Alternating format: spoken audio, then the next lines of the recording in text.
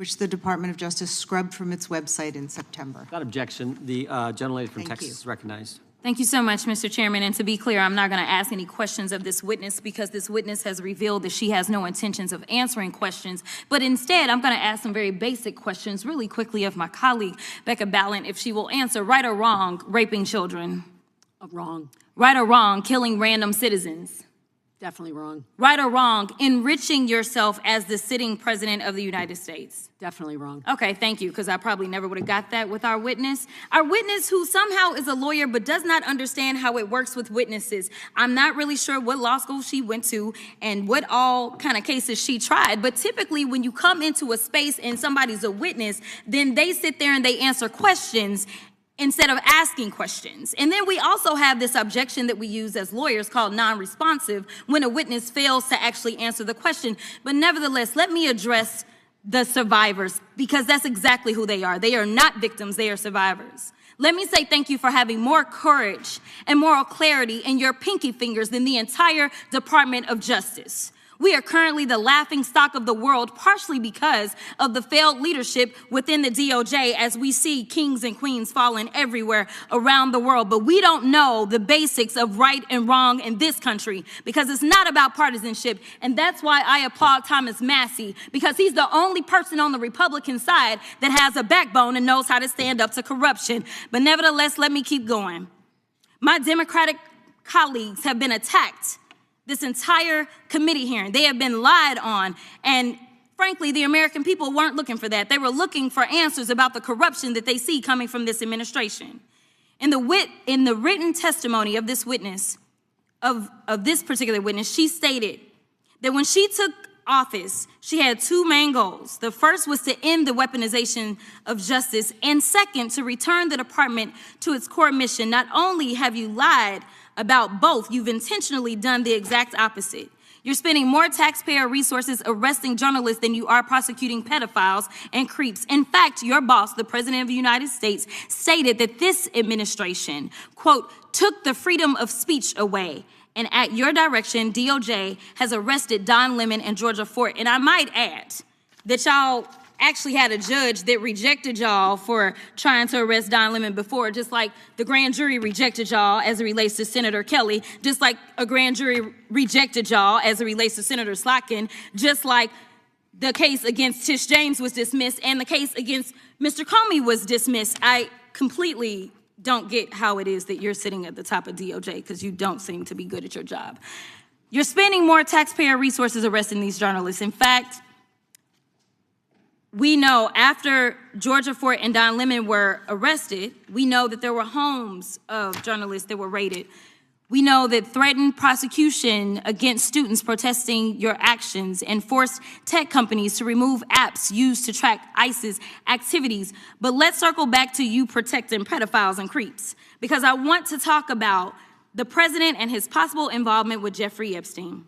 Now, I don't know what the president might have done with Jeffrey Epstein, but unlike this administration, I believe that facts matter. So let's talk about the facts. Fact number one, Donald Trump is one of the most named people in the Epstein Files. At least 5,000 files contains more than 38,000 references to Trump, his wife, or Mar-a-Lago.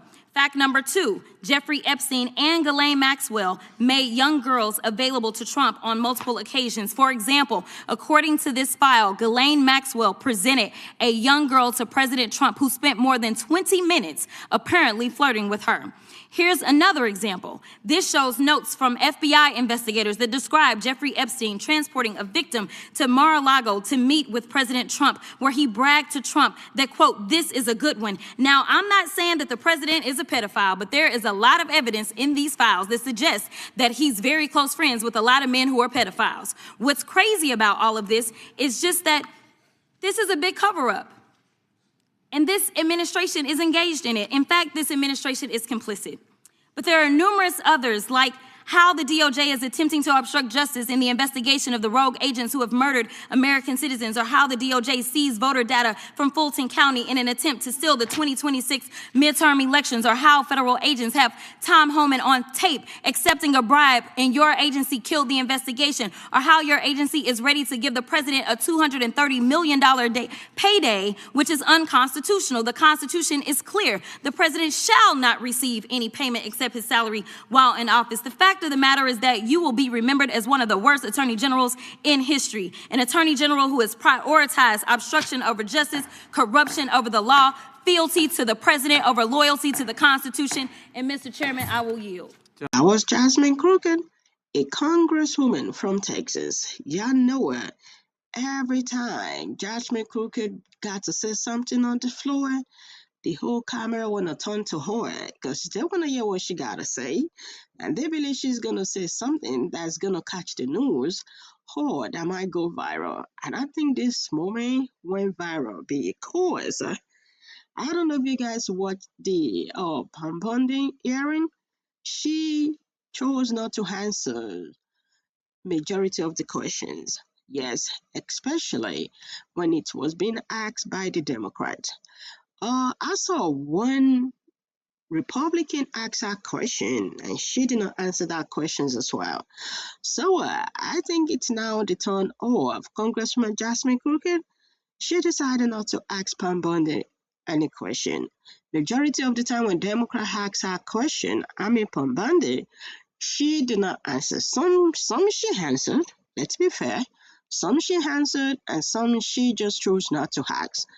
So, Congresswoman Jasmine Crockett, she chose not to ask her any question, and she read everything y'all just heard her. But guess what? Pam Bondi, she got a response to her. Jasmine Crockett, let's go listen. My friend for many years. I find it interesting that she didn't even want to try, Congresswoman Crockett, to ask any questions, because she certainly did not condemn her leader, Hakeem Jeffries, for taking money from Jeffrey Epstein after Epstein was convicted. And I will be brief to give you your time, Congressman. This is what she didn't want to talk about. Texas, from Cuba, convicted, homicide, arson, weapon offense.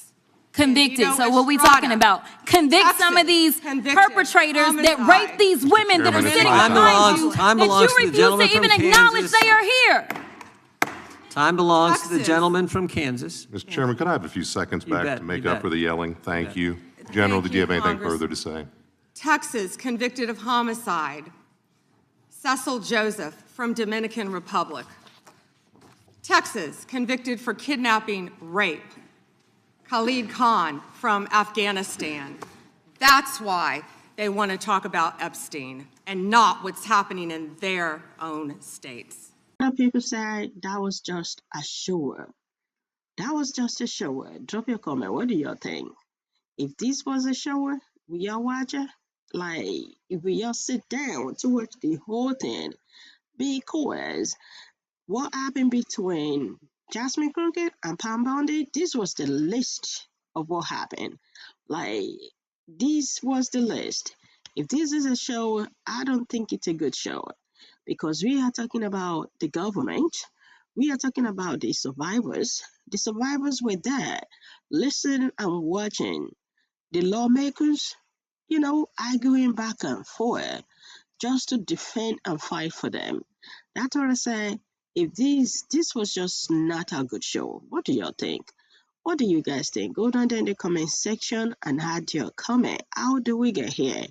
How do we get here? You know what I mean? This happened on the floor. This happened on the floor. We have seen so many hearings, you know what I mean? That the back and forth for sure. We have seen it. But y'all need to watch the full for y'all to understand why a lot of people are saying that. But this kind of hearing, this is different. This one is different. I will catch up with you guys later. Bye for now.